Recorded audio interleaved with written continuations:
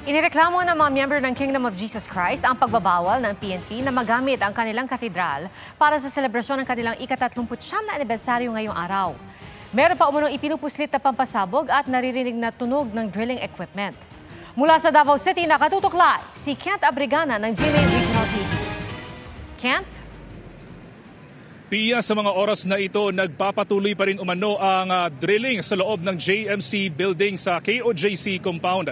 Ayon naman sa PNP, wala umano silang ideya sa umano'y pagdidrill sa loob ng compound. 39th anniversary ngayon ng Kingdom of Jesus Christ. Pero di nila nagamit ang KOJC Cathedral para sa selebrasyon. Dahil binawalan daw sila ng PNP, ayon sa abogado ng grupo na si Attorney Israelito Torion. Sa harap ng Kingdom sila nagdiwang. Same lang sir, happy kami. Sa among feeling sir, walay na iba, kundi we're so blessed. They have to celebrate it peacefully and so we agree with that. Tila kinokontrol at inuukupa na umano ng PNP ang KOJC sa kabila ng Temporary Protection Order ayon kay Attorney Torion. Sinubukan ng GMA Regional TV na kunan ng pahayag ang PNP pero wala pa silang tugon. May kuha ring video ang taga KOJC na ginawa umanong command post ang katedral. Itinatanggi ito ng pulisya. Yung katedral. No, there's a yellow line. May yellow line. So, there's ongoing investigation. Naging command center daw yung katedral? Command center? Katedral? No, the command center is nasa region. Sinubukan din daw ng PNP na maipuslit umanong pampasabog sa loob ng KOJC. Ayon kay Torion, isa itong can grenade na naharang daw ng KOJC members at ng isa sa kanilang abogado. Okay, yung can grenade, can you confirm that? Hindi, hinahanap po kung sino. They cannot even pinpoint it. Pero just the same, mali yun. Pero nakuha na din ng video na nakapulis yun. I don't know. Ini-investigate naman namin. Nauna na rin kinwestiyon ng KOJC ang pagpapapasok ng mga kahon at iba pang kagamitan ng PNP sa loob ng compound na hindi idinadaan sa scanner. Sagot ng Pro 11.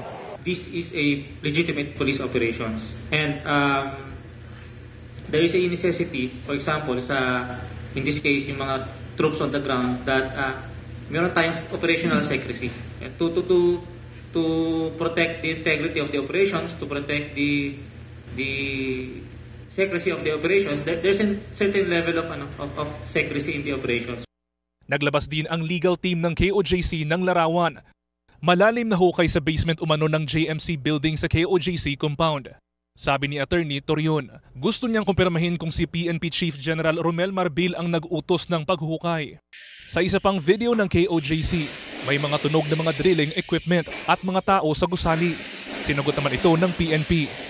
Wala kaming information tungkol dyan, and then hindi rin lahat ng mga tactical and strategic movements ay pinapaalam para po hindi na ma-jeopardize ang operation namin. Are you really drilling into the bunker of Pastor? No information on that. What are other ways you employ? Other ways is human intelligence, reliable source of information, and of course the technical support that we are getting that are being used by our police officers. Mga kapuso, yan po ang ulat ni Kent Abrigana ng GMA Regional TV.